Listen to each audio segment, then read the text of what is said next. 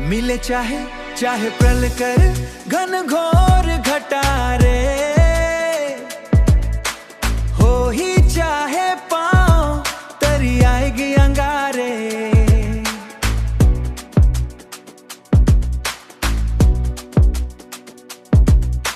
हो ही चाहे डहर में कांटा कर झारे, हो ही चाहे दुख कर बहुरल धारे। ए मनवा तो के चलना होगा, सूरज चांद से आगे बढ़ना होगा। अपन अपन कर किस्मत के अब गढ़ना होगा, सूरज चांद से आगे बढ़ना होगा।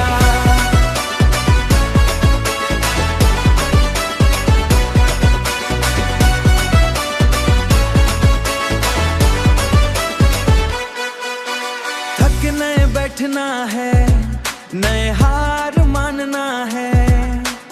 अपन कर ताकत के अब तो पहचानना है।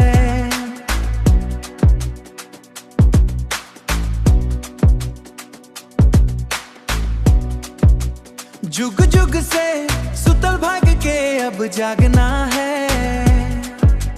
दुनिया